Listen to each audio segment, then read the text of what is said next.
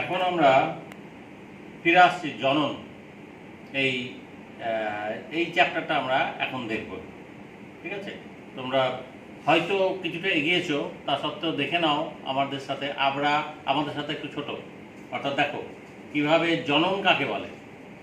সদৃশ্য অপত্য, একই ধরনের অপত্য অর্থাৎ সন্তান, যে সৃষ্টির পদ্ধতির মাধ্যমে বংশধারাকে অক্ষুণ্ণ রাখার অর্থাৎ বংশধারাকে এগিয়ে নিয়ে যাওয়ার যে পদ্ধতি, তাকেই বলে জনন। তো reproduction is the process by which organisms can perpetuate its races by formation of similar offsprings, অর্থাৎ formation of similar offsprings from the pre-existing one for perpetuation of races is called reproduction. তাহলে জনন কাকে বলে একটু বোঝা গেল, যে একই ধরনের অপত্য সৃষ্টি করতে হবে। তো জনন জীবের প্রধান বৈশিষ্ট্য, অর্থাৎ একটি জীব যে এসেছে, অর্থাৎ যে কোনো জীব হোক না কেন, সে তার নিজস্ব অপত্য সৃষ্টি করবে, এটি প্রকৃতির নিয়ম। প্রাণী হোক, উদ্ভিদ হোক, ব্যাকটেরিয়া হোক, ভাইরাস হোক, যাই হোক না কেন। তো আমরা এক্ষেত্রে জনন কেন হয়, তাহলে জনন একটা হচ্ছে বংশ বিস্তারের জন্য হয়, জীব সৃষ্টির জন্য হয়। আবার প্রত্যেক দিন কতজন মারা যাচ্ছে, তাহলে সেই জায়গায় ক্ষতিপূরণ অর্থাৎ ভারসাম্য রক্ষা, তার জন্যও জনন হতে হবে। আর কি নতুন নতুন বৈশিষ্ট্য, জৈব বৈচিত্র্য যাকে বলে, বায়োডাইভার্সিটি। তো formation of biodiversity or origin, this creation of biodiversity is the one of the objective of reproduction. তো এই জনন কয় প্রকার হয়? প্রধানত আমরা দেখি যে অযৌন জনন, যৌন জনন, অঙ্গজ জনন এবং একটি বিশেষ ধরনের জনন হয়, তার নাম অপুংজনী। তাহলে জনন, রিপ্রোডাকশন,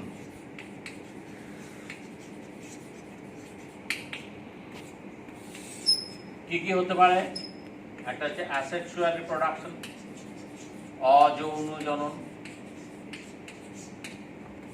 সেক্সুয়াল রিপ্রোডাকশন, যৌন জনন,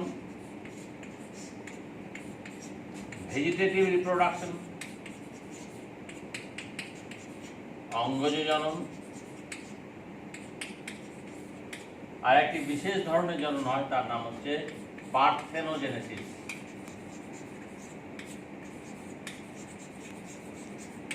বা অপুংজনী। এই প্রধানত আমরা জননকে ভাগ করতে পারি। এরপর দেখব অযৌন জনন কাকে বলে। অযৌন জনন অর্থাৎ যেটি যৌন নয়, অর্থাৎ গ্যামেটের মিলন ব্যতিরেকে রেণু উৎপাদনের মাধ্যমে যে জনন হয়। The type of reproduction that occurs by the union of gametes, by formation of, not by the union of gametes, but by formation of spores.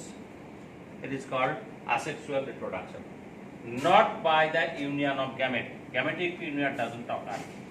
It occurs through by the formation of spore. অযৌন জনন প্রধানত কিভাবে হয়? এক নম্বর হতে পারে যে by fragmentation, অর্থাৎ ফ্র্যাগমেন্টেশন হচ্ছে খণ্ডীভবন। কাদের মধ্যে হয়? একটা দেহের খণ্ডাংশ, ধর স্পাইরোগাইরা। স্পাইরোগাইরা জলের মধ্যে আছে, একটা পাথরের গায়ে স্পাইরোগাইরা লেগে আছে, জলে এরকম ভাবে স্পাইরোগাইরা। তো তুমি নদী বেরোচ্ছ, পিকনিক করতে গেছো, ছোটাছুটি করছো নদীতে, তো এদিক ওদিক করার সময় পাথরের গায়ে যে স্পাইরোগাইরা আছে, সেগুলি জলের আঘাতে ছিন্ন বিচ্ছিন্ন হয়ে গিয়ে স্পাইরোগাইরা টুকরো টুকরো হয়ে গেল, এবং এই টুকরোগুলি ভেসে গিয়ে অন্য কোনো জায়গায় কোনো পাথরের গায়ে লেগে গেল, ওখান থেকে আবার নতুন স্পাইরোগাইরার জন্ম হলো। এইভাবে একটি জনন সম্পন্ন হলো। তুমি নদীতে স্নান করতে গিয়ে খেলার চলে ছোটাছুটি করলে, জানতেও পারলে না, কি একটা মহৎ কাজ করে ফেললে। কি কাজ? না, এটা প্রকৃতির একটি মহৎ কাজ, অর্থাৎ একটি জনন সম্পন্ন হলো, স্পাইরোগাইরার জন্ম। তো এইভাবে ফ্র্যাগমেন্টেশন, খণ্ডীভবন, স্পাইরোগাইরা, উদাহরণ দিলে স্পাইরোগাইরা। প্রোটোগোনিয়াম, এগুলো ফ্র্যাগমেন্টেশন পদ্ধতি হয়। 2 নম্বর হচ্ছে বাডিং, অর্থাৎ কোরকোদ্গম, বাডিং, কোরক। বাডিং কোনগুলো?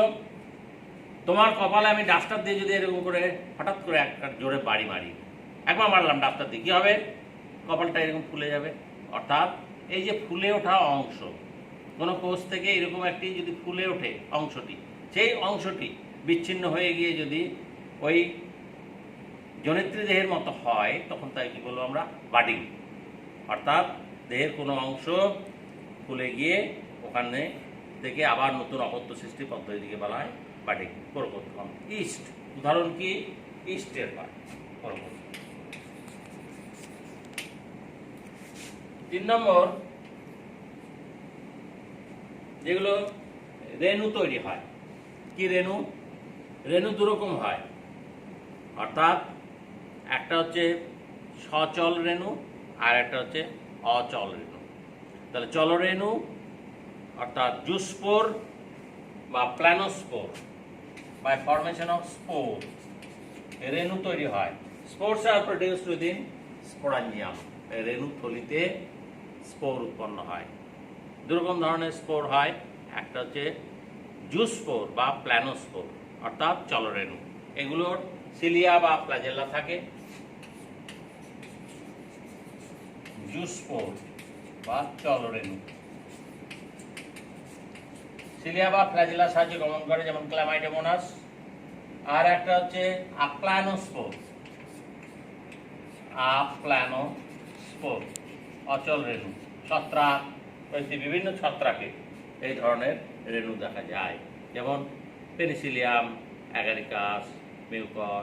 এগুলো যে রেণু স্থলিতে রেণু তৈরি হয়, এই রেণুগুলি চলনে অক্ষম অর্থাৎ গমনাঙ্গবিহীন। এ হলো অচল রেণু। এছাড়া আর কিভাবে হয়? বিভাজন অর্থাৎ ফিশন। বিভাজন কি? পুরো দেহ বিভাজিত হয়। তাহলে এই বিভাজন দ্বিবিভাজন হতে পারে। এককোষীদের প্রধানত হয় বিভাজন। কি হতে পারে? বিভাজন মিনস ফিশন। এটা বাইনারি হতে পারে, দ্বিবিভাজন, অথবা বহু বিভাজন, মাল্টিপল ফিশন। মাল্টিপল। তাহলে ব্যাকটেরিয়ার ক্ষেত্রে দেখা যায় দ্বিবিভাজন। আর বহু বিভাজন, এটি বৈশিষ্ট্য। বহু বিভাজন হচ্ছে একটি কোষ বিশেষ দশায় আমাদের শরীরের ভিতরে একটি নিউক্লিয়াস অসংখ্যভাবে ভেঙে যায় এবং নিউক্লিয়াস সাইটোপ্লাজম দিয়ে ঘিরে এক একটি কোষ তৈরি করে। Nucleus first divides into many segments and it is surrounded by some amount of cytoplasm for the formation of spores called multiple fission.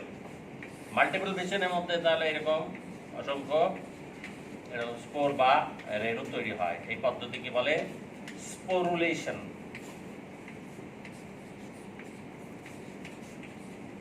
পদ্ধতিটির নাম স্পোরুলেশন।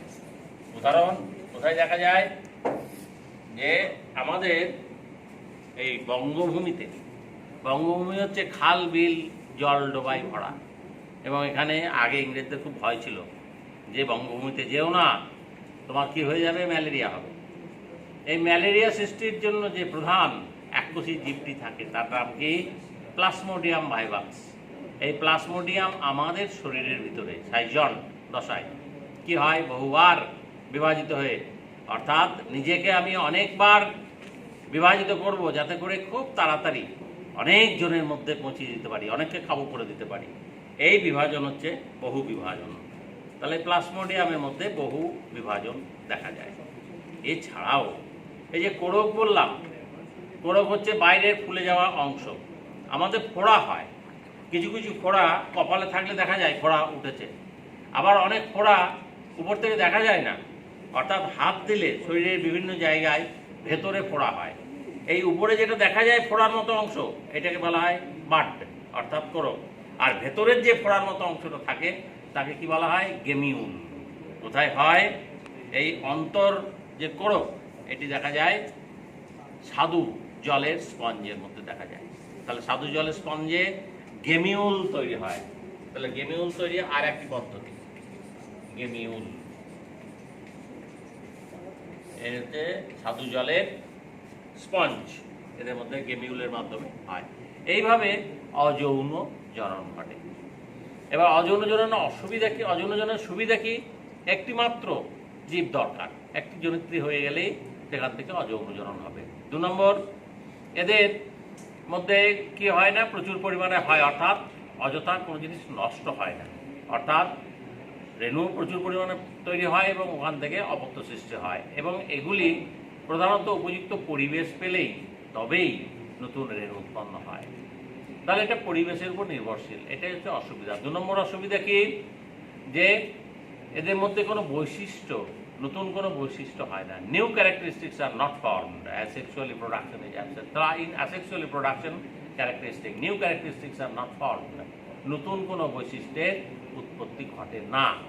তার মানে এরা জনিত্রী জীবের বৈশিষ্ট্যটিকে বজায় রাখে বা ধরে রাখতে সাহায্য করে, helps to maintain the parental characters. এইটুকু হচ্ছে এদের বৈশিষ্ট্য, এদের কি বলবো, অ্যাডভান্টেজ অ্যান্ড ডিসঅ্যাডভান্টেজ। এরপরে আমরা আছি যৌন জনন, অর্থাৎ reproduction that occurs by the union of gametes. তো gametes are the unit of sexual reproduction. তো গ্যামেট তৈরি হয় কোথায়? উইদিন গ্যামেটাঞ্জিয়াম, তাহলে মাদার সেল। তো diploid mother cell, from diploid mother cell অর্থাৎ মাতৃকোষ থেকে, জনন মাতৃকোষ থেকে জনন কোষ উৎপন্ন হয়, এবং জনন কোষগুলি মিলনের মাধ্যমে যৌন জনন সম্পন্ন হয়। তো যৌন জনন, sexual reproduction is of 2 types. প্রধানত এটি 2 ধরনের। কি কি? একটার নাম হচ্ছে conjugation sexual reproduction, conjugation, and number 2 Singari, conjugation and Singari. Conjugation ki, conjugation type of sexual reproduction where is a union between 2 gametangium with the help of conjugating tube. তাহলে দুটি গ্যামেটাঞ্জিয়ামের মিলন হয়, এখানে জনন কোষাধারের মিলন হয়, তার মাঝখানে কি হয়, একটি সংযোগ নালী, কনজুগেটিং টিউব তৈরি হয়। এই একটি, ধরা যাক একটা স্পাইরোগাইরা, এই একটি স্পাইরোগাইরা।